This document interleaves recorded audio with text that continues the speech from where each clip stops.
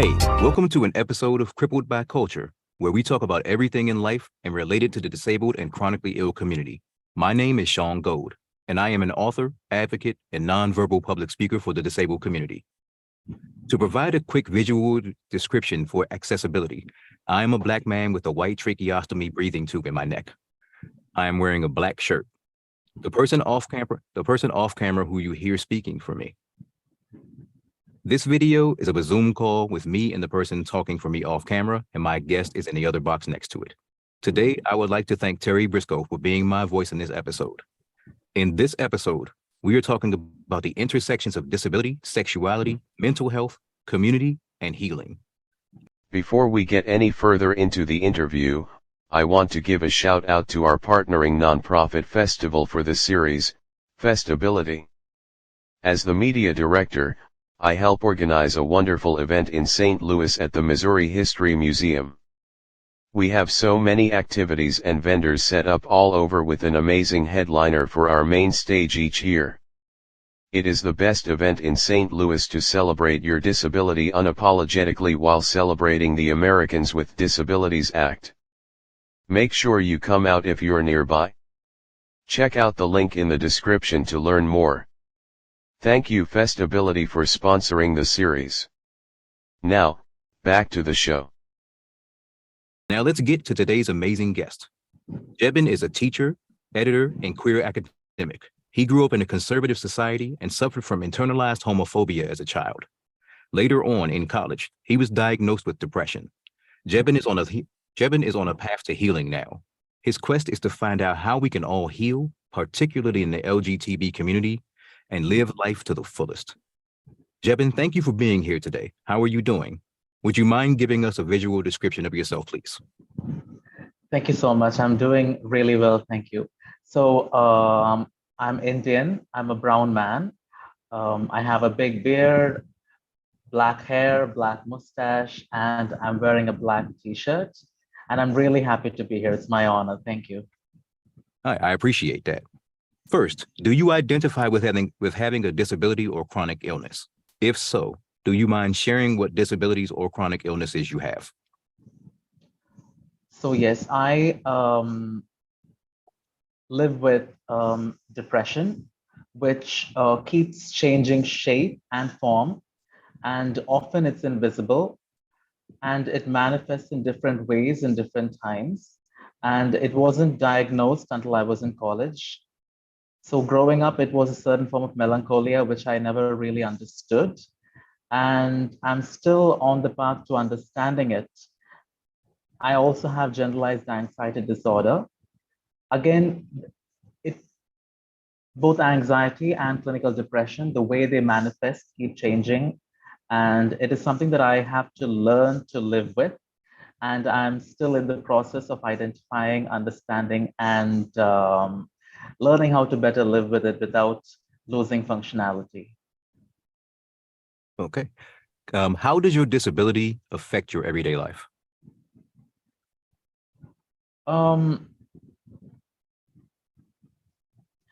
My disability affects my everyday life in the sense that it has a dampening effect on my confidence. Very often people don't believe it when I say I'm not feeling well. And there have been incidents where people did not believe that I had a disability, that I was just making it up. And living in a place where mental health issues have not gained ground, people think that it's something that's not really serious. I have been told that my disability and my struggle, that they're not real. I have been told that it's all in my head. And the most well-meaning people can actually say ridiculous things like, maybe you should drink more milk and eat more vegetables. and there are episodes where my disability might manifest with something as simple as sleep. Sleep in the sense that it could take, that I might sleep for 18 hours in one go and wake up with a terrible back pain and headache. And these are things that cannot be really cited at work or in my research center where I was doing my PhD. So I would often have to come up with ways to describe it. I often wished that it was something that could be measured, like temperature with a thermometer, because people could not really understand my pain. And there is no clear language to express the the horrific levels of discomfort and pain and despair I might go through. I would not be able to get out of bed at all. It would feel as if my body were made of lead, and it would be extremely physical. But that's what I have not been able to communicate. And there is always this fear that I'm not really believed. And there is always this fear that if I told people about my disability, I would be judged and I would be seen as less competent, and that I might be seen as a liability at work more than an asset. And this haunts me. Can you tell me how old you were when when you got diagnosed? And do you feel like there are other things going on that you feel are undiagnosed? So, when I was diagnosed properly in a hospital with depression, I was, I think I was 22 years old. The first time I had a major episode, like a really major episode of depression, was when I was 20. And I was at home, I was hospitalized, and funnily, even though I was in a hospital, in and out of hospitals, nobody really thought about giving me a psychiatric test.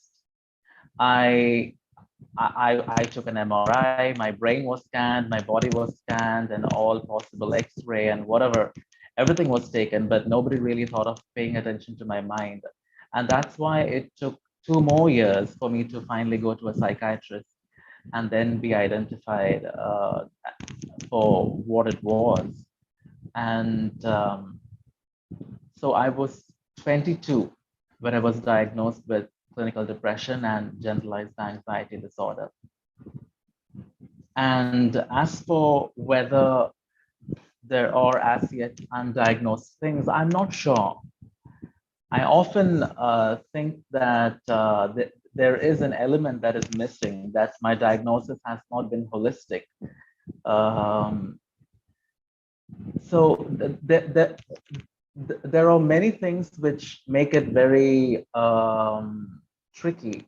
So when people think of depression, people generally become very surprised when I tell them I have depression or things like that, because I'm basically a very happy person, and I'm happy and bright. And when things are going well, it's um, it's very difficult for even me to conceive of myself as somebody who lives with depression.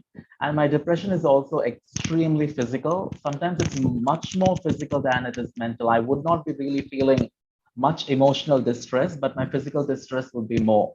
I would get rashes on my body and I wouldn't be able to get out of bed at all.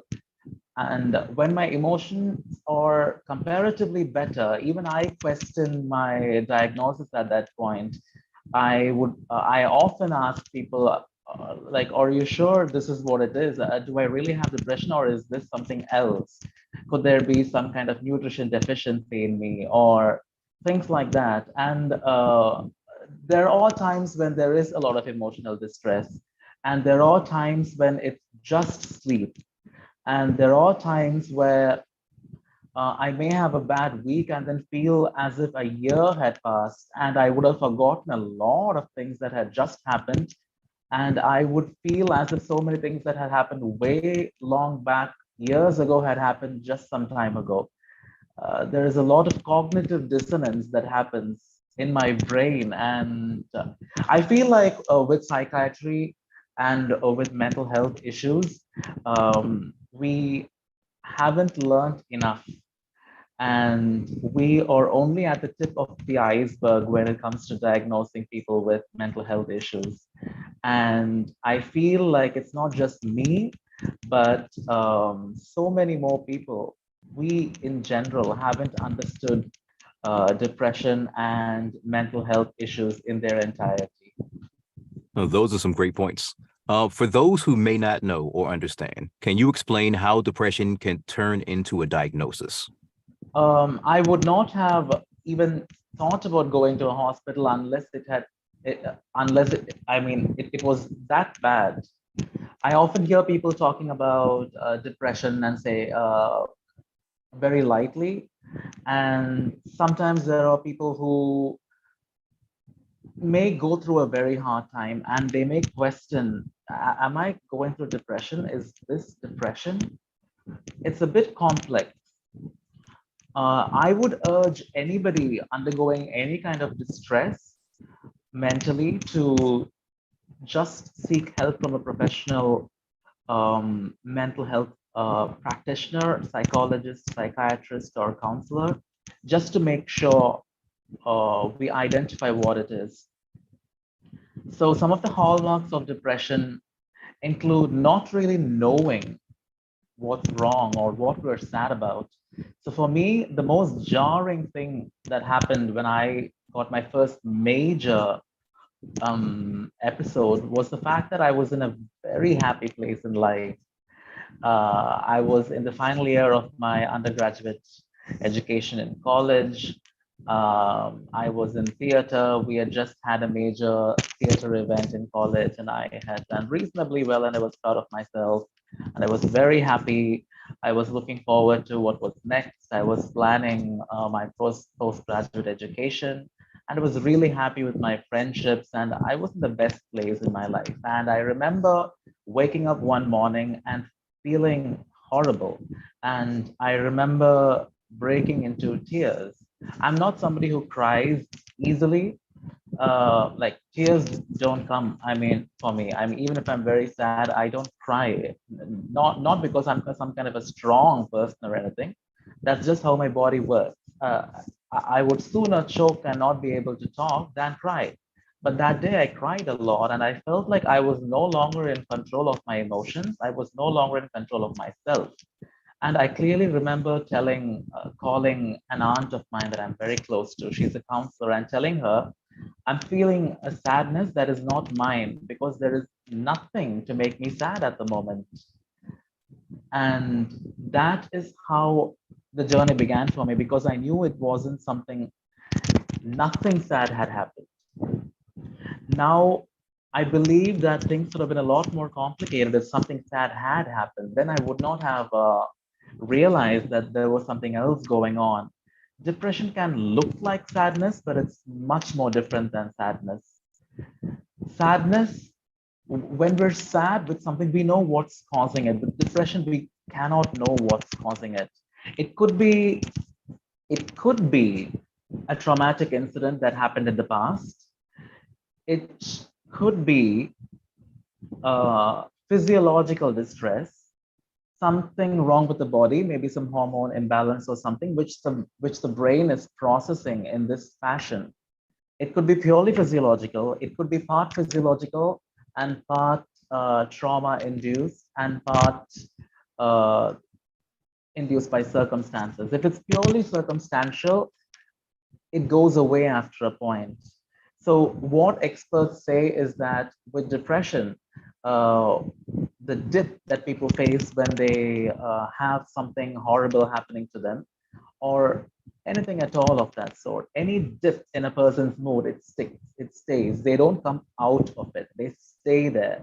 And if it lasts for more than a few weeks or more than a month, then it signals, it shows that they probably have major depressive disorder.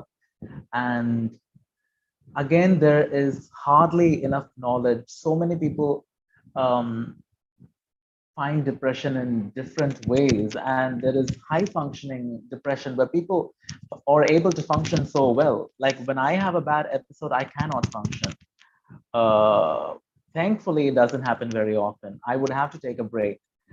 But there are people who continue to work and who excel in everything with this heavy weight in their heart. They can function a lot, but they still do have depression, which is why we have not understood enough and we cannot diagnose ourselves. It's really tricky to diagnose ourselves because we're really harsh with ourselves. And people must understand that depression is just like blood pressure or diabetes. It cannot simply be prayed away or meditated away. Yes, those practices will definitely help. Self love helps, being conscious helps, having a good diet helps, but it may not be enough. So it is absolutely necessary for anybody who has even an inkling of an idea that they might be going through something that is larger than mere sadness or some emotional distress to actually go visit a psychiatrist or any medical health practitioner. Thanks for that. Um, did you have to go through your own internalized ableism? How has that journey been like towards inner acceptance for you? It took a long time. Um, at first, I told myself, okay, let's take some medication. This is going to be fixed. This is something that can be completely fixed. And I kept waiting to find some kind of uh, sunshine or really good health. And I kept trying harder and harder. I was trying to go back to that place I was in before my first major depressive episode. But again, as I said, even as a child, I had terrible bouts of melancholia. So I was trying to go to that up place, that happy place. And every time I slipped, I was really harsh on myself because I thought I hadn't fixed it. I was seeking a permanent solution, whereas I did not see it as a condition that might stay with me. That took a long time. Now I am kinder to myself now that I have accepted that I have a condition that may change or may not change. Either way, I'm going to be happy and do my best. So that's the mentality I have right now. As for internalized ableism, it's a very big deal where I come from. It's something that so when I think about my sexuality and I was in the closet, I feel like that I was in the closet for two things. One was my sexuality, and another was my depression, because nobody talks about things like these. And if I thought if I told people I have depression, I have neurosis of a certain kind, I thought they might think I was crazy or just mentally unsound to the point where people couldn't really hang out with me. This fear was there, especially since I was not educated enough in this matter, and people around me were not educated enough either. It took a lot of communication with my friends, a lot of communication with my friends and my family for me to really open up about my struggles. And one of the really heartwarming things I found was that it was not just me who was going through things like this.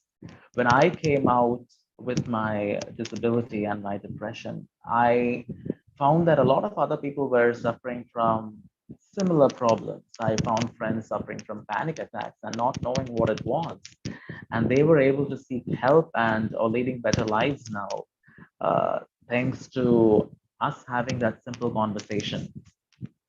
Ableism is still entrenched in India. And in my place, for example, one of the main things that would stop my peers from coming out with their disability, invisible disability, would be marriage. So we still practice arranged marriage, and a boy or a girl is expected to be perfect for the marriage market. And so even parents do not talk about it. So even now, if I go to visit my psychiatrist and my aunt calls and asks my mother, what's the issue? It would be much easier for my mother to say, oh, he's gone somewhere I don't know, or he's gone to a friend's place, rather than say he's gone to the psychiatrist, because that is something the adults fear. They fear that we would not find suitable matches for that they feel they wouldn't be able to find suitable matches for their children if these disabilities were known. And so, be it epilepsy or depression or schizophrenia, anything that can be controlled with medication, people are educated enough to send their children to the right doctor and get the right medication, but they are really reluctant to share it because it would affect their marital prospects. And as for internalized ableism, it took me a very long time for me to be really kind to myself and say, hey, you're okay. Yes, you have a disability, own it and learn how to befriend it. And don't, it took me a long time to not see it as a liability, but just another thing, just another beautiful aspect of life. And for me, that took time and a lot of reading and a lot of talking to really nice people. And it can be very tough. And it keeps changing, as I said. I mean, now I have medication, but there are certain side effects of some of the medication I take. And one of the terrible side effects is that so antidepressants really reduce a person's libido or sexual drive. And so that's another block. And I'm young and dating, and it can be very tough to find a date, and then to it again really has a bad effect on your confidence if you're not able to perform well sexually. And again, that's something that's really not talked about in India. That's another taboo, but it's very, very real. Antidepressants can reduce your sexual drive, but I cannot afford to not take it simply to have a better date because I know better. And so I have to take the medication. And then there is going to be an inevitable conversation with a date who might take it well if they're educated. By educated, I mean openness, not just going to school or college, but being open to uh, difference and being open to hearing and already having some kind of knowledge about mental health issues. But I can't help feeling that I might scare them away or disappoint them. And if they do not come for a second date, I can't help but wonder, okay, is it because of that? And I still hope for better medication. I still hope for things to change. Uh, but I, but the perspective is a bit different for me. I no longer wish to run away from anything, and I'm really happy with myself. Um, and if somebody does not come for a second date, I no longer really think, oh, is it this or is it could be anything. And I've learned to be happy with myself. But the struggle is real. And these conversations that we have to have regarding mental health, they don't always go very well. As I've said, people have suggested things like drinking milk and eating more vegetables and stopping my medication, which has come up so many times. People say, "Oh, you're such a happy boy. Why would something? Come on, just stop that medication. We can work it out." I've had people say that, and I know better. So I tell them, no, it's not as simple as that. You're seeing me right now because I have been doing a lot to heal myself, and medication is a part of it. So there are tough conversations which we have to have, and there are incidents which really might break our confidence and might make us feel bad. But eventually, all these things help us, they strengthen us. But this internalized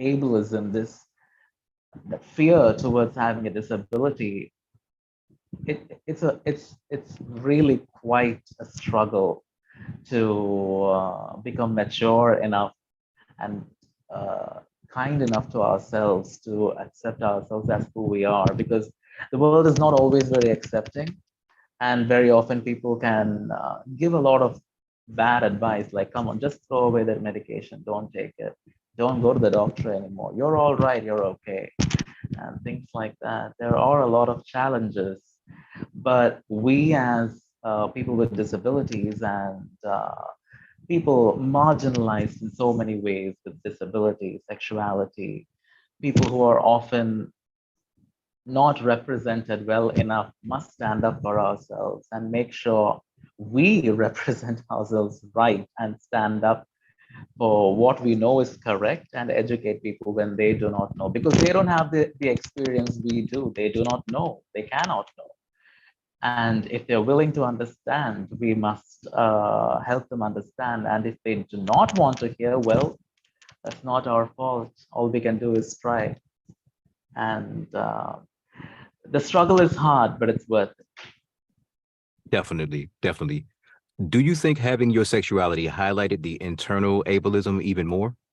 Yes. I mean, so initially I thought of my sexuality as a disability too. Again, that's how it is seen. Um, it is so in the Indian subcontinent. So I've been working with literature. I'm on issues pertaining to the LGBTQ community, and even in our literature, we can easily find that being gay is often seen to be a curse or a disease or a mistake that the parents did or a mistake that somebody else did. It is not, we have, we hardly have a non-pathological language for sexuality. When I came out to my parents, I remember my mother telling me in a very, I mean, she was trying to be as positive as possible, and she had only good intentions at heart. And what she said was, it's okay, we all have some kind of a disability. Everybody has some kind of a disability, and it's okay. And I wanted to tell her, there's nothing wrong with this. I'm perfectly okay. I mean, so even my sexuality was seen as a disability. And for a very long time, I saw it as a disability. I saw it as something that was going to take away my quality of life, something that would not let me have a happy family, any family of my own, and was probably going to get me into a lot of trouble. That's how I saw it. And it took me a very long time. And Sean's, I mean, the title, Crippled by Culture, is so apt. It took me a very long time to realize that I was not crippled by nature, but but crippled by culture. Um, Exactly, and exactly. yes, so uh, so initially I kept wondering what was wrong. I wanted to fix my sexuality. I was so careful with how I moved, how I spoke, with how I sat, with how I walked. And it was a lot of stress. And a lot of stress in the sense my default mode was stress. I was always stressed. I was never free. And it was also around this time that as a child growing up and having all these thoughts, I'm like, hey, oh my God, how horrible. I hope it's not that. I hope it's not that, without even knowing what it was. And fearing, so much fear. I was so afraid that I, I did not even know anything about sexuality. And I only heard from here and there about all these sinister whispers, people talking about men with other men and It was only through all these sinister whispers that I slowly understood that something was wrong with me, because that's how people were representing it. So that's where it began, that something was wrong. And then I was trying to fix something, that's something which was wrong. So the whole this whole process was wrong from the beginning. There was nothing really wrong with me, yet I went in search of something that was definitely wrong with me.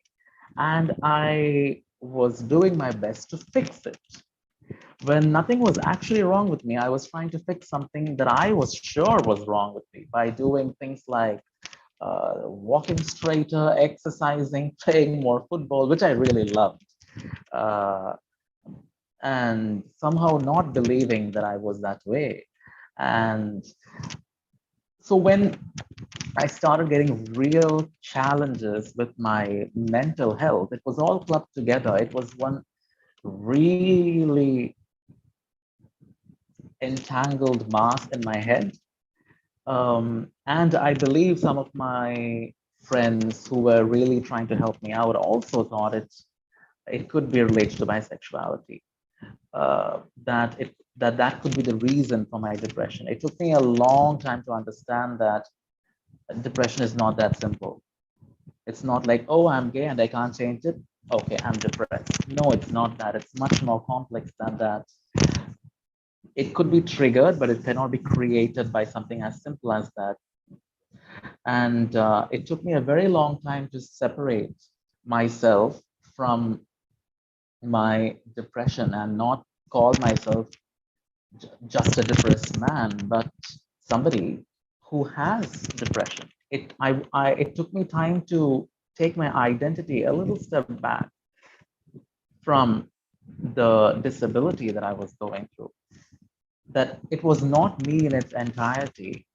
I wasn't a ball of depression. I was a person with so many sides, and I still am. I'm a happy person. There are so many sides to me. Sexuality is one part of it, and my disability is another part of it. And but during the period when my sexuality and my depression were all entangled in my brain, I thought it was my sexuality that was causing the depression. I thought it was my punishment. And I was probably right, because I punished myself.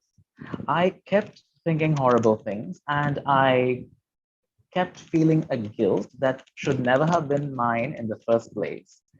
But the culture that I was in, even now, people are trying to fix me.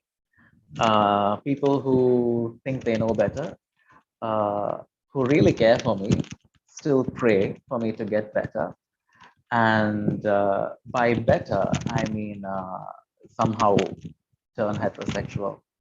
I have told them time and time again that I'm that I'm perfect just the way I am, even with my depression, because there are so many things that we can all do.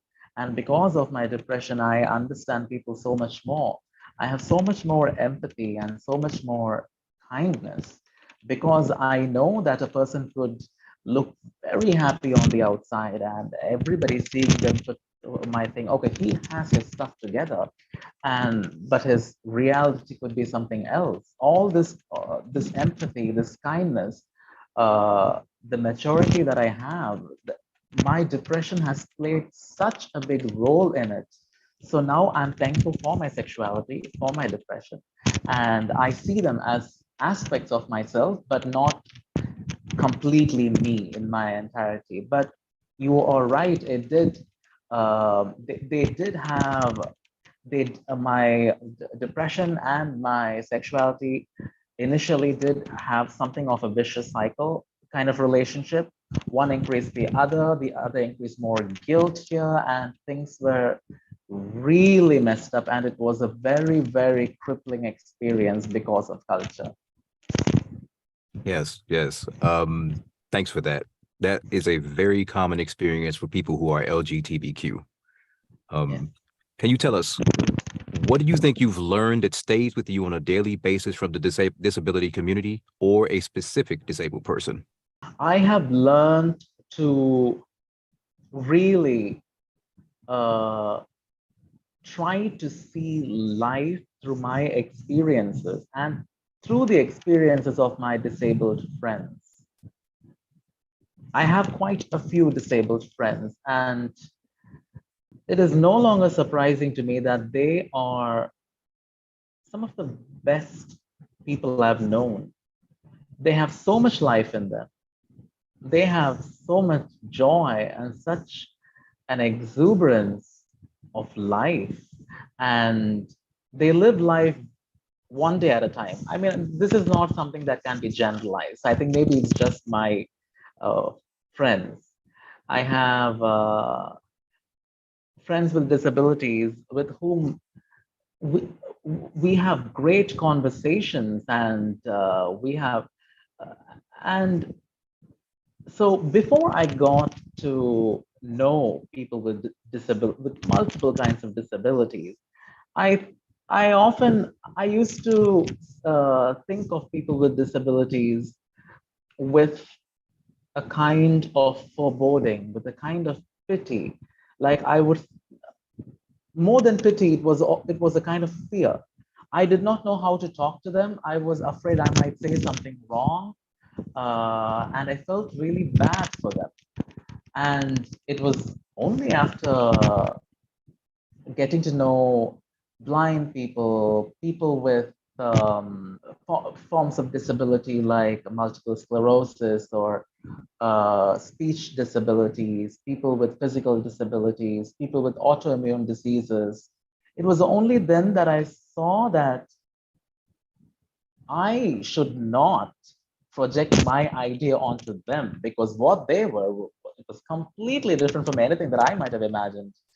We did not sit talking about our disabilities and moaning and groaning and feeling sad and sorry for ourselves. That's not what it was at all.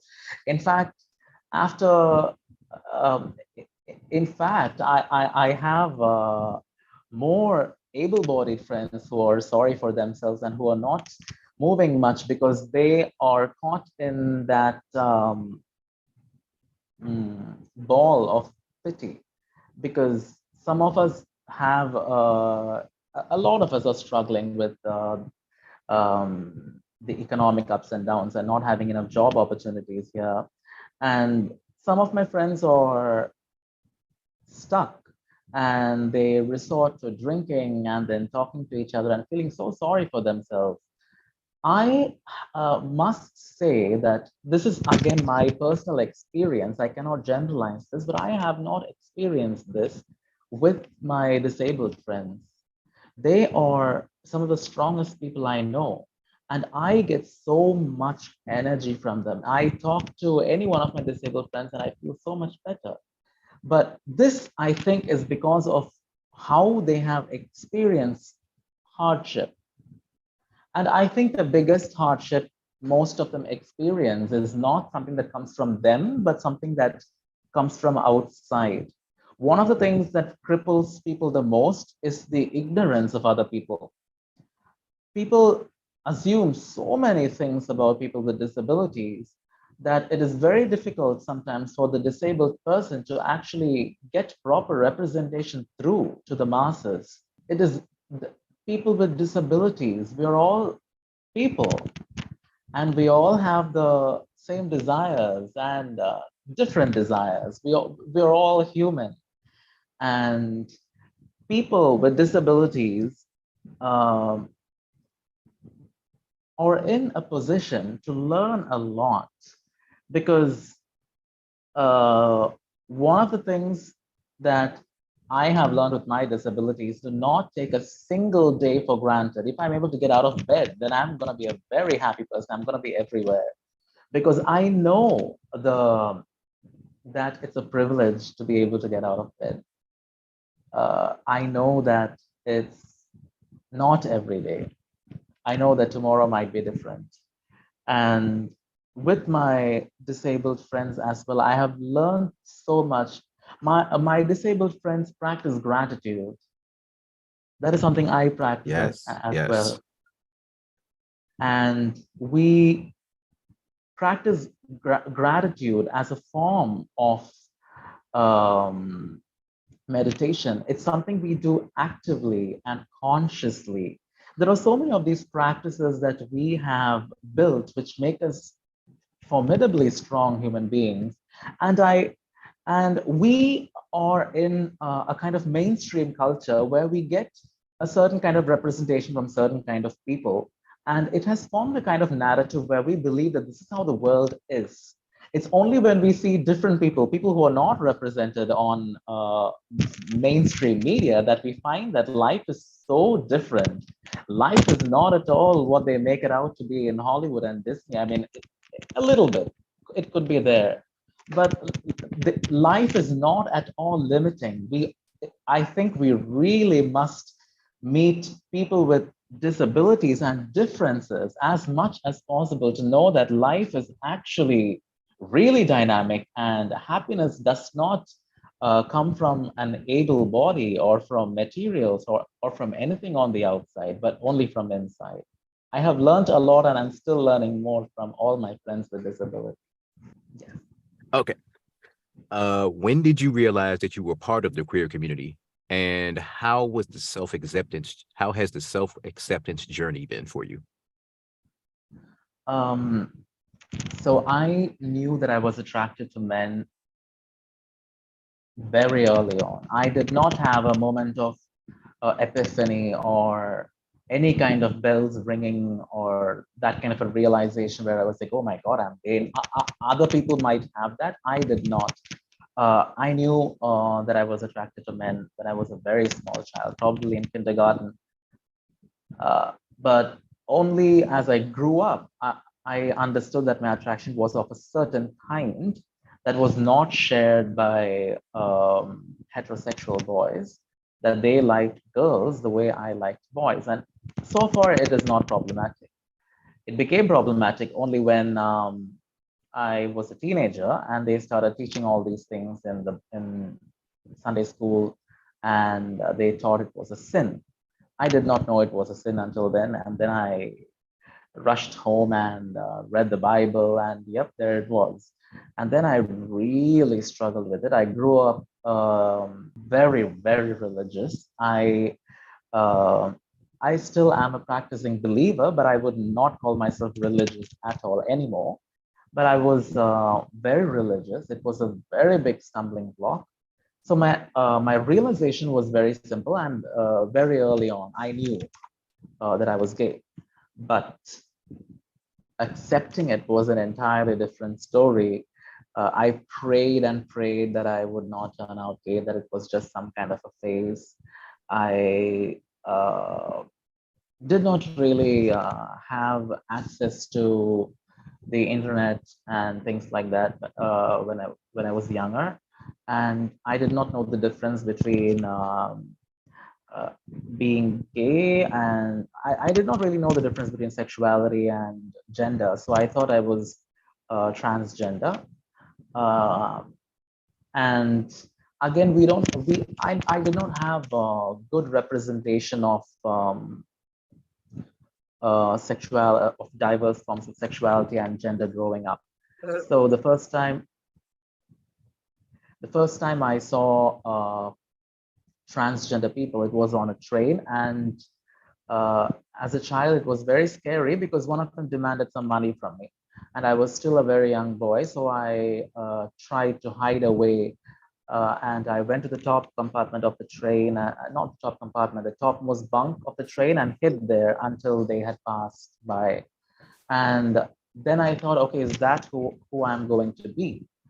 Um, so there was a fear. I had internalized transphobia and homophobia as well. I did not have a positive representation of beautiful transgender people, which I have today. I have people from the transgender community and from the gay and lesbian community now, which I did not have back then. So for me, I thought I was going to be transgender, and shunned by society, that was the kind of life I was going to have. I thought I was going to be gay and so lose my place in the church. and lose my place in heaven and probably damned for all eternity.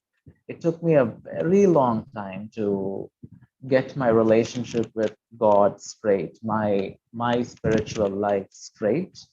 And then it took me a very long time to come out to my parents. So there was always this fear that I uh, might not be accepted, and I did not know what form it might take. I knew my parents loved me a lot, but there was a very big fear that things might change and I might have to leave home. So there was a a lot of fear which got in the way of me accepting myself completely, because if life was going to be that bad, then I thought I'd better change myself, because why would I want life to be that bad for me? And so I tried my best to change, to pray. And that did no end of harm to my sense of self, because I wasn't seeing myself as a positive thing at all. I was seeing myself as a bundle of wrongs, all things gone wrong. And but slowly, I mean, I came out to one cousin sister, and I would call her on the weekends and tell her what I was going through. One auntie, one friend, and then it eased things a little bit better for me. That was the beginning of me finally accepting myself, because I knew I wasn't changing. That wasn't helping. And acceptance took a very long time. It should not have to take so long. It should not have to be so difficult for somebody at a very volatile age in their life on earth to go through something like this. This is where we must make sure that our culture does not keep crippling people, because it was very, very difficult for me to accept myself. So understanding that I was a certain way was very quick. Accepting that might have taken 10 years or something, but it feels like a lifetime, and it should not feel that way. Definitely not. How do you feel about the current representation regarding both being queer and disabled? So being queer and disabled,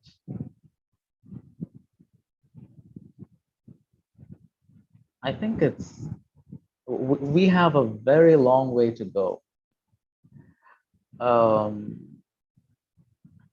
There are queer people with a lot of different kinds of disabilities, and dating itself still, sadly, in India mostly happens in the shadows. There are very few people that can be found openly on major platforms like Bumble, dating platforms like Bumble. And people who have really accepted their sexuality very often would have accepted their disability as well. And then we can have a conversation, and we can really proceed and get to know each other as people. But people who have not embraced their sexuality and people who have not embraced their disability are very often not found on not found openly. Let me say not found openly. They're not open about it. And I believe they have just reasons for it, because families do not accept a lot of people. So among all the gay and lesbian friends that I have, there's only one bisexual friend of mine who is open. His parents know. And one lesbian friend of mine, I think her mother knows, but then she's moved to London. And when we talk about issues such as depression, now I know that a lot of us do have invisible disabilities and also visible disabilities. But even finding somebody who is marginalized in terms of sexuality or gender is not very easy. And in the LGBTQ community, I do not happen to know enough people with different forms of disability. The again, I would like to move from uh, highly visible and highly open platforms like Bumble to more sex-based hookup apps like Grinder, which are also very famous. We can find a lot of different people on Grinder, but Grinder offers a very harsh environment. People who don't look a certain way are not really sought after. People who do not look a certain way, people are made to feel like they're not adequate there. It's only people extreme the kind of representation that is there on Bumble. We see like really able-bodied, very fit, ripped, muscular torsos. That's all that's there on these profiles. And based on this, people talk to people. So we do not even go beyond the skin. It's skin deep. So I feel like it does not offer a safe space for people with disabilities. It's very quick. It's completely based on what a person looks like, and that's it. Now, on uh, platforms like Bumble, where people talk about themselves and their disabilities, I haven't seen enough disabled people out there. I haven't seen enough people out there, basically. It's very, very, very few, especially in small towns like mine. I don't think I've seen any profile from my town. Uh, I believe the struggle or so in the intersection of sexuality and disability, I would imagine that the struggle would be more because the current culture in the queer community, the current mainstream culture in the queer community is not very friendly. I'm talking about these sites like Grindr, which a lot of people use. I also know of a lot of people who are very empathetic and kind. But okay, I would say this is my experience. I wouldn't want to generalize anything, but I have not seen uh, kindness from a lot of people. I have not seen, this is not me in any way judging the community for the way it is right now. But I somehow feel that sometimes it is really skin deep. I feel that so very often. So I can only imagine what kind of struggles people with disabilities would be going through. How was your coming out process? Because I remember at 15 saying, fuck it, and just emailing my entire family at once. That. uh, so mine was really spread out long. So I think the first person I told was my best friend with whom I'd fallen in love, which is a classic gay story. It happens to everyone.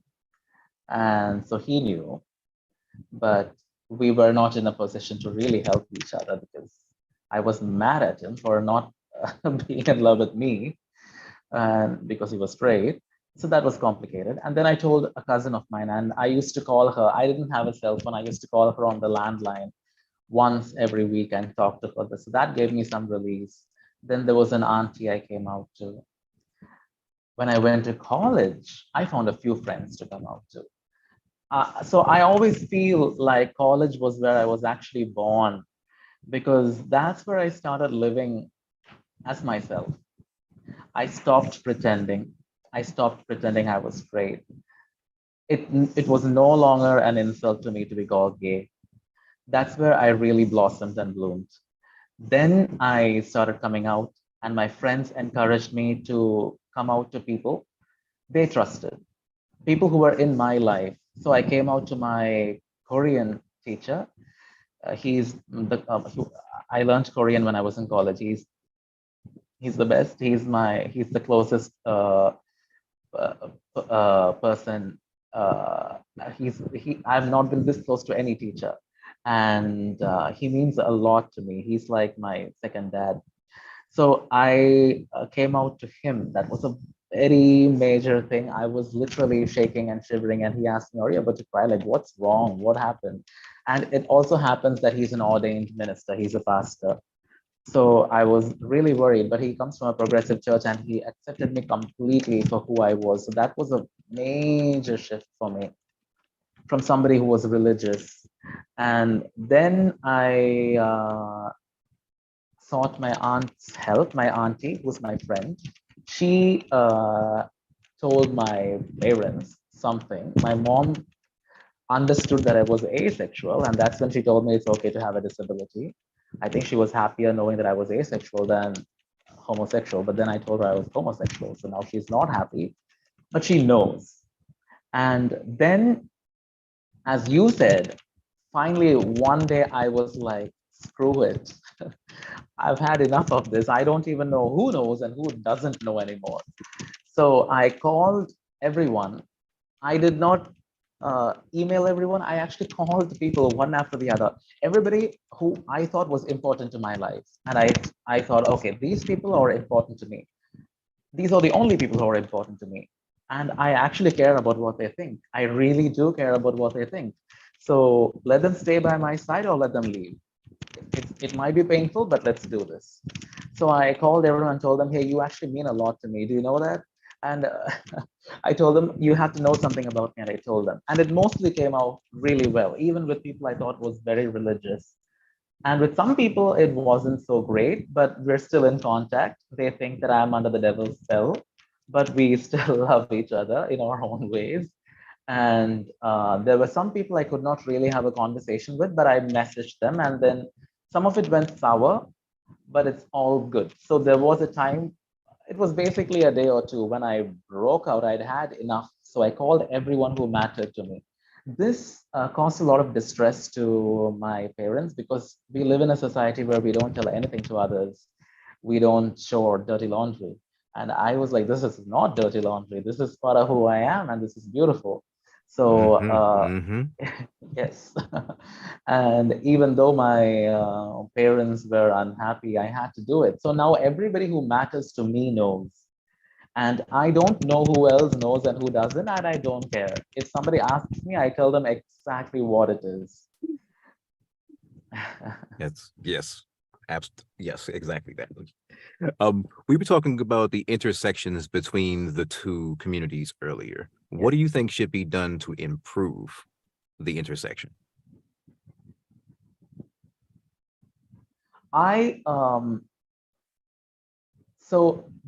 Since I moved in a lot of circles, I worked in the NGO sector for quite some time, and that's where I met so many activists, so many beautiful people from the disabled community, and I also met a lot of people from the queer community. I believe people should interact more, and I believe there must be more representation. The representation we have right now is not enough, and representation sadly has also become very political. But we ought to have more representation. There is a certain kind of fear that somehow stops people from reaching out. There is a fear, like people who do not belong to the LGBTQ community have a fear of LGBTQ people. Not that they fear them, but they well-meaning people are afraid to reach out because they don't know how to behave and they feel like they might cause anger or cause offense. And with the disabled community, it's also similar. People who are non-disabled often do not know how to approach disabled people. And within the queer community, it's not much different. The only thing I believe must definitely change in the queer community is I somehow feel that there is a very strange and um, insidious connection between lack of self-love, between hiding and between living a life that is meaningful. Because more often than not, when I used hookup apps like Grinder just to know people, just to get to know people, I saw that these people, most of them, were not open about their sexuality. They wanted to keep things hidden, and they were only having these short sexual affairs that meant nothing to them beyond pleasure. There was nothing more meaningful to it. And it was skin deep, which is not very surprising considering the circumstances. Whereas people who have really gone through a lot of struggle and who have come out and who are really fighting for their rights, a lot of them are looking for meaningful relationships. I haven't studied this enough, but I feel like there is something to look into here. Now, when I believe being proud of yourself is something that is fundamentally necessary, whether we are disabled, whether we are queer, whether we are anything else in any way different from anybody else. We have to be proud of who we are. When we are not, and when we stick to the shadows, somehow so many things seem to go wrong. When we stick to the shadows, we only look for certain kinds of pleasure, quick things, quickies, and nothing long term, nothing that they would want in the out in the light as well. Within the queer community, I still do not have a community in my town where we all meet. It's only when I go to the neighboring city, Trivandrum, that's the only time I meet other people from the community. And I have not met enough people from the disabled community. I believe the queer community and the disabled community must come together because we have all been crippled by culture. That's something we have in common. And I feel like we need more interaction and we need to normalize things for all of us. And since both the queer community and the disabled community have a lot of people in the intersection, I think we really have a privilege in the sense that we have a bridge of people who are in that intersection who can really help others connect as well. And if we could do this, then we could expand it to include allies both of the queer community and of the disabled community, so that we can all understand each other and no longer fear to approach each other. I have very little exposure where I am. I talk to a lot of, since I'm open about my sexuality and my disability, I have a lot of young boys and girls calling me on the phone. Since I'm also a teacher and I have teacher friends, some of my colleagues call me and tell me that they have somebody struggling with their sexuality, a child or a teenager, and they would call me and talk to me. And that is when that's one of the ways in which I meet people and get to know a lot about struggles that people are facing, from young lesbian girls who are addicted to cough syrups to young boys who are just looking for any kind of escape on hookup sites. I come across a lot of issues through social media and through online networking and through telephone networking. I hardly see anybody otherwise because I live in a small town that does not give me that kind of scope. This has to change.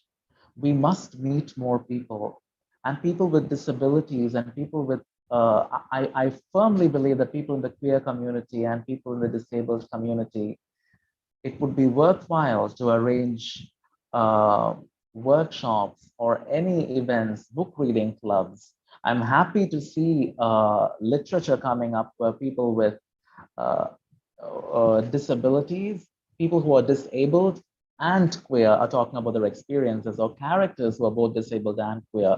So this is something that is slowly coming up in the queer community. We are getting uh, queer characters who are disabled in books. And this is something we're slowly moving towards. But this progress is really, really slow in this. I live in the southernmost tip of India, literally. I live in the tip of the subcontinent, and here it's happening very slowly. And to speed up the process, I believe we must come together. I think we can all agree on that. Um, Yeah. the topic of mental health has been increasing through the years, which is so important for both intersections. What are you personally at? Where are you personally at in your mental health journey? I am currently stable. I'm on medication. Uh, the medicines I take used to make me feel sleepy, uh, and it used to cause a lot of anguish. And now it's better. I can stay awake for longer periods of time. But so when it comes to mental health, I'm in a good place. But when it comes to sexual health, I'm not so happy because my libido is really low. My sexual drive is not that good. And I know it's because of my medication. And I know people in the community who stop taking their medication 3 days before a date uh, just to have their libidos high. That's a very dangerous practice. It can have a highly debilitating effect on a person's mental health. So I'm not doing that, but I'm looking forward uh, to. So I'm currently looking for different teaching positions. I finished my PhD recently, and I'm applying to colleges, and I'm mentally stable at this moment. I haven't had a depressive episode in years, and I'm good. Uh, but I know that this has come at a price, and I know that medication is useful. What I intend to do, though, is to take a risk and see if I can uh, make do. Once I get a job, and once I know that I'm going to be staying in one particular place for at least 6 months, I'm going to take the risk of slowly weaning myself out of medication and making sure I do all the other things that keep me in a good place, because just medication is not enough. Journaling, taking a good walk in the morning or in the evening, talking to friends, keeping ourselves in a good place, and practicing mental hygiene every day.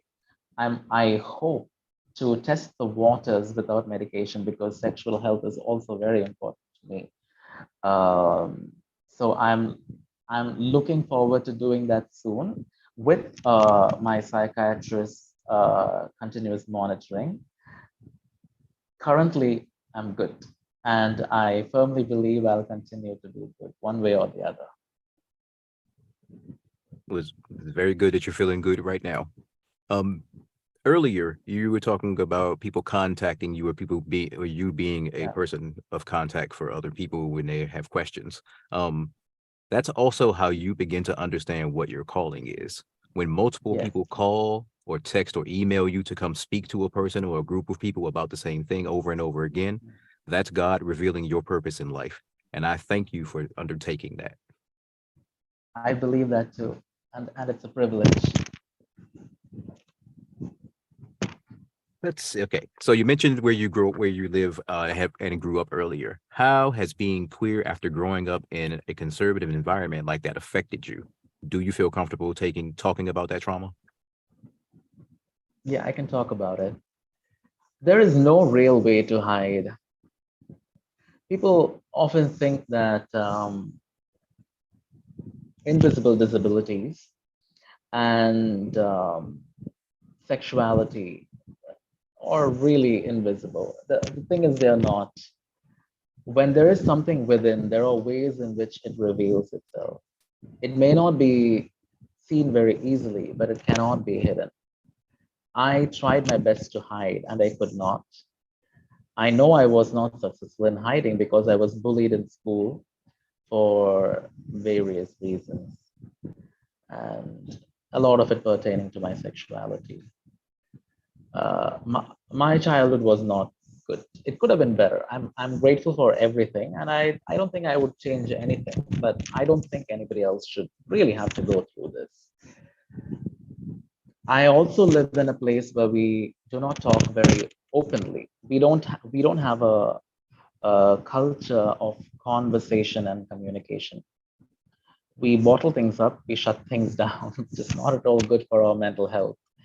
But we're slowly trying to communicate. And so growing up, I think I'm a bit on the spotlight because I'm open about my sexuality and I'm not ashamed of it and I'm not sorry for it. I'm not apologetic about it at all.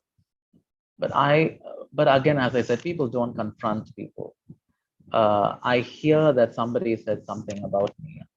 I heard from somebody else that he heard from another girl that who goes to a church that I go to now and then, that I was no longer allowed in that church.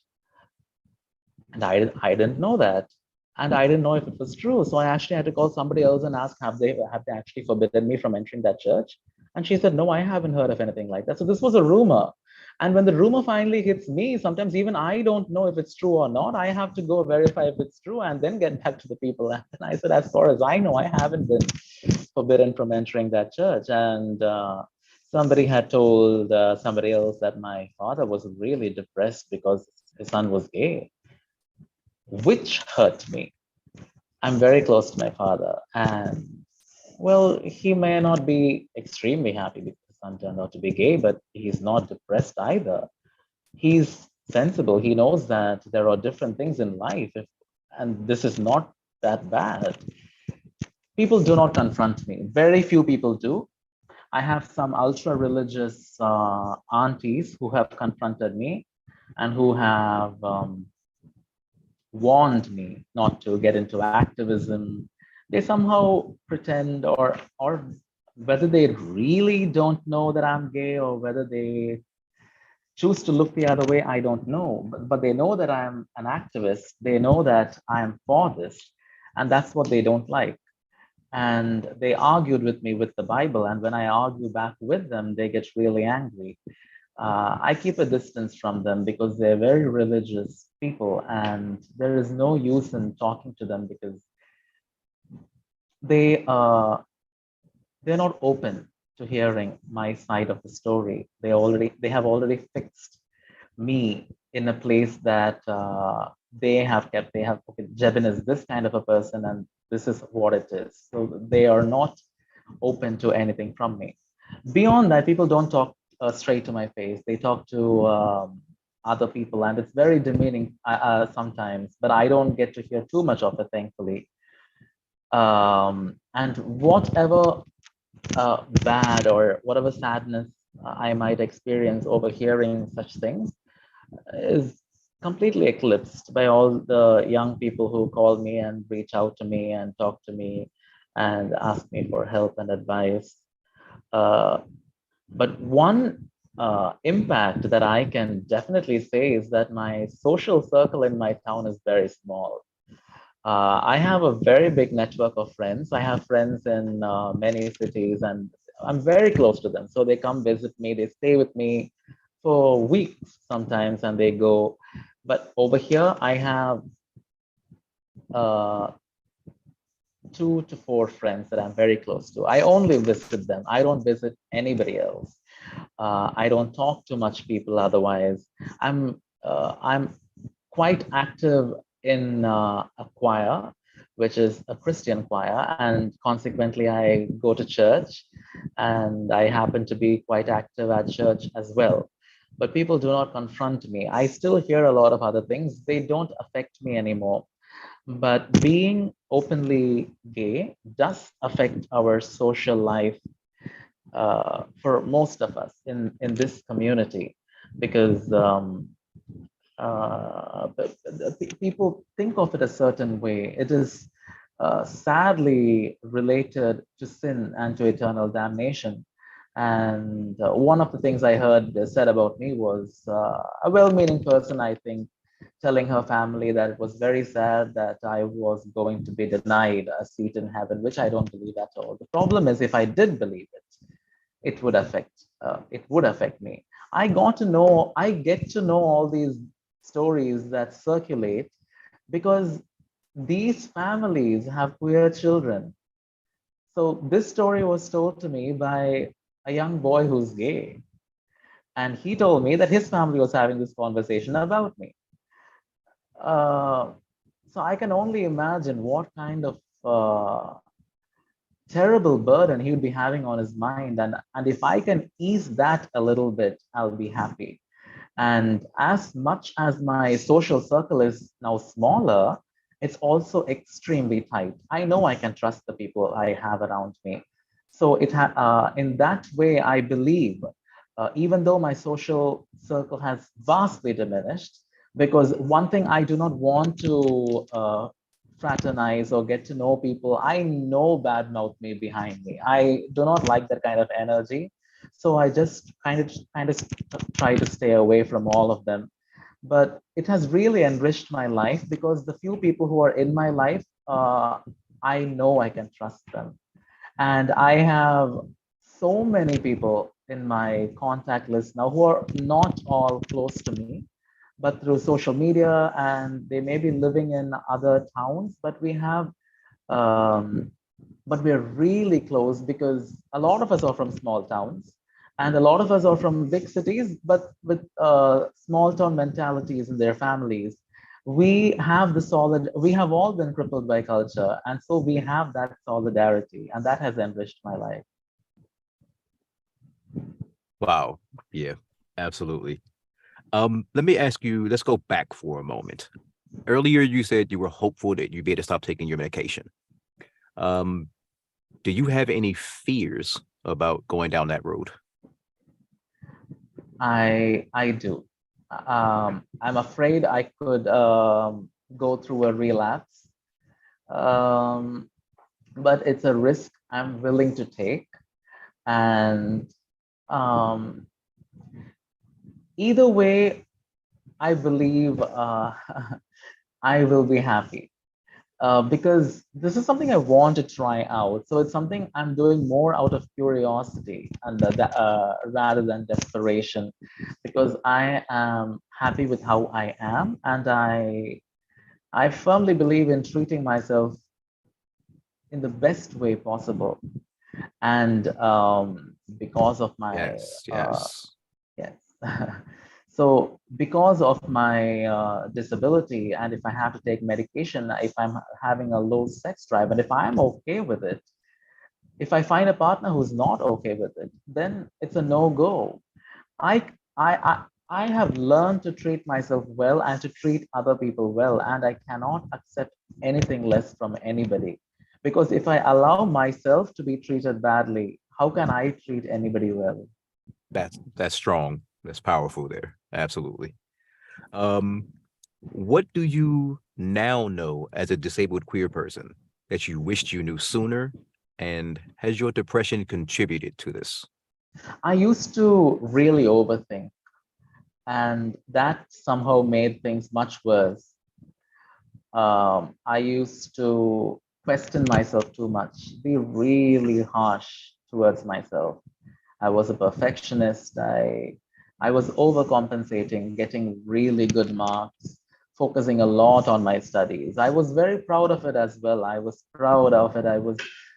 I thought, okay, I'm not doing anything wrong. I'm not getting into drugs. I'm only studying harder and getting better things and doing better.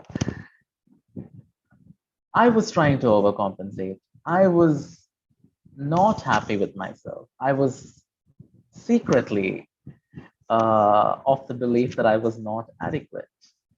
I was a bundle of nerves, and I overthought myself to death. I uh, kept poking at wounds. I kept poking at past experiences where people would have treated me badly and where I treated people badly. I was bullied and I bullied in return. And so I was caught in a vicious circle of, oh, horrible things have happened to me, but then I deserve it because I did horrible things too. And so many things, guilt and depression and sexuality. I thought I was cursed. And I, I think I slowly learned that life is much more than all these things, that happiness does not come from outside. Even if I had everything, there is no assurance of happiness. There is no assurance of happiness if I was an able bodied, ripped, and extremely attractive man in a very stable relationship with a man that I was in love with. There is no assurance of happiness. Happiness only comes from within.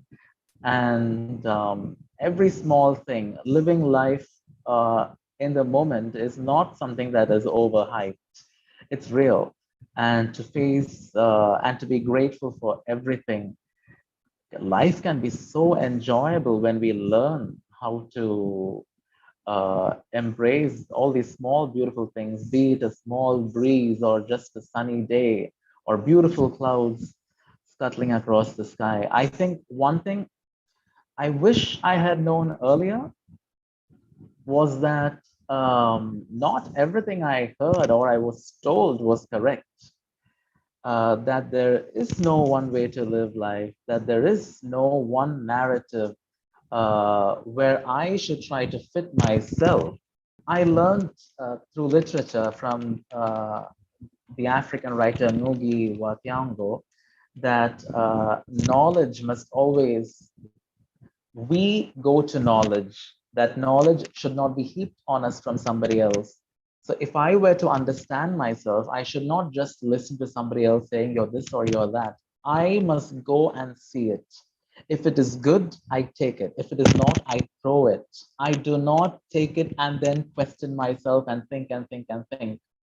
I used to accept, I used to listen to people and just accept what they say, especially if they were adults, if they were pastors or teachers. Perhaps I could not have had that kind of critical thinking when I was that young, but I wish I had been kinder to myself and I had believed myself a little bit more, that I had validated my own experience against what I was told. And one thing I would tell myself is that it's okay. Whatever it is, it's okay. Everything becomes much better when I say this. I stop overthinking when I tell myself, okay, I'm going through something. I may have to get out of it. I may have to think of a solution. But first of all, let me tell myself this is okay. And then once the mind clears, I can decide what step to take. I don't know if I could have gotten this maturity without having gone through what I went through. But I wish I had given myself more of an ear than religious texts such as the Bible. I kept trying to fit into that. I'm not trying to invalidate the Bible. I'm not trying to say it's, for somebody else it might help.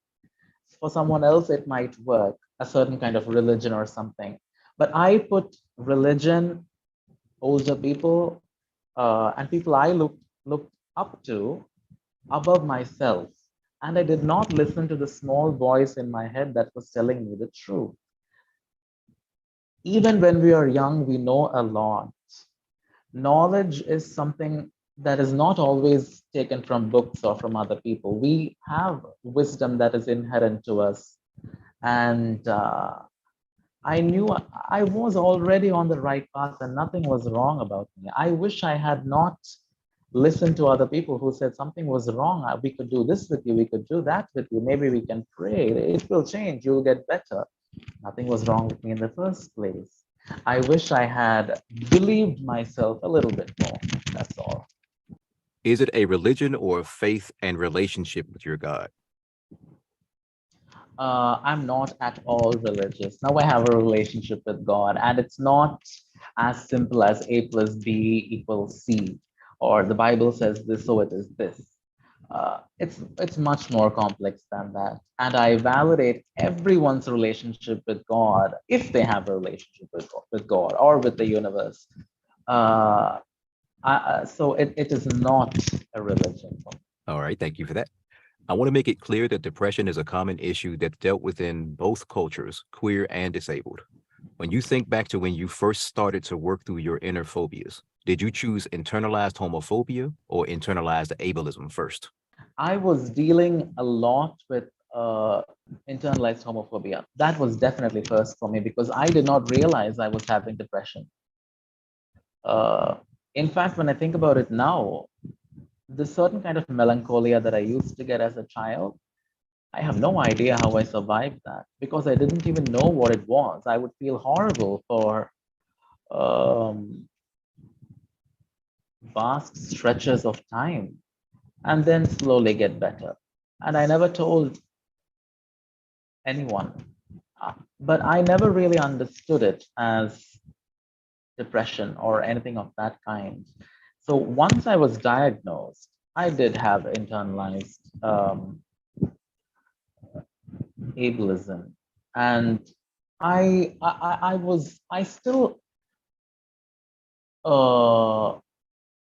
I still worry that in interviews, if I told this, they would not hire me. So in religious places, I'm afraid they wouldn't hire me because I'm gay. In places with big ambitions where the company or the institution really wants to grow, I worry that they might see my disability as a liability. But for me, internally, I worked on my internalized ableism next. And it was as tough as except for the religious issue because I did not think God was going to punish me for this, and thankfully I did not think for too long. I did initially think it was punishment from God, but I did not believe that for too long because I was in college and I was reading a lot. I was talking to people. I had more access to wisdom of a certain kind that I did not have when I was younger. So I worked on my internalized ableism second. And however, even with all the resources that I had, it was still tough because it was unpredictable for me. And I was afraid of how I would be perceived. And then I understood that I was again putting the views of other people before my own. And I had to work on myself and become completely happy with who I was and accept every bit and piece of myself. And it was pretty similar to my internalized homophobia. And with self love and with a lot of gratitude, practicing gratitude, I was able to heal myself from my internalized ableism. That's wonderful. All right, we're coming up on the end now. Final question for you. Was there anything that you wanted to discuss today that we didn't touch on? Well, one of the other things that I often discuss is violence, and violence plays a major role in the queer community here. Violence of multiple kinds. So as children growing up, we're physically bullied. Uh, Transgender children, gay children, lesbian children, we are physically violated, and that causes scars that are very difficult to heal. And I believe people with disabilities are also bullied, people with speech disabilities, people with multiple forms of disabilities, people with autism are bullied. I have friends with autism, and Again, the violence is of different kinds. I see a boy, I believe he has autism. I see him practicing, I see him jogging around the ground, and often I can see people laughing at him. And laughter in this moment is certainly violent. And I do my best to validate people when I see them, tell them a hello, smile at them, and make sure that spaces are safer for them. Safe spaces is something that we do not have here for the disabled people and um, for queer people. There are some spaces which are safe physically, but a lot of these spaces are not at all safe for the spirit of a person, because when people laugh at one person who has decided to wake up at 5 in the morning, and despite their disability, to come jog in the ground, and when they run, sometimes their coordination is different, so they run in a haphazard way, whereas it's something that must be admired by everybody. People in other people who come there, they smirk. And I believe it takes a this could really damage the spirit of the person. There is no spiritual safety there. And for a queer individual, the way they walk or the way they talk, uh, people imitate them and make fun of them. And so, I have been working with multiple forms of violence, manifest and latent. Even a prayer can be violent. When there was a book I read where a boy develops depression because his parents don't do anything to him. They don't beat him, but they keep praying loudly to God to heal him, and he can always hear them praying for his healing, and he actually becomes sick. He gets depression. So there are multiple forms of violence that the queer community and the disabled community we face. And I feel like safe spaces are not there enough. What is needed is empowerment. And I believe each and every one of us who has overcome some of the hurdles in life ought to really get back into the ground and really pick everyone else up who needs support now more than ever. Violence plays a very major role, sadly, in shaping our realities. Oh, Jebin, thank you so much for bringing that up. It's been a great time. Thank you so much for coming on and having this conversation with me. I hope you've It was my enjoyed this as much as pleasure. I did. Um, I certainly did. I Thank you appreciate so the much for the ins- work that you do. It's for all of us. Thank you. I appreciate the insights that you brought as well. If people want to connect with you and support the work that you do, how can they reach you? I can share my email, my phone number, and my Instagram ID and my Awesome. LinkedIn. Awesome. We'll make sure that they get everything in the description below. Once again, I'm Sean Yes. Gold. Thank you for watching. Make Thank you sure so you much, Sean. make sure you like, comment all your thoughts, and subscribe. Also, make sure the bell is on to be notified of each upload.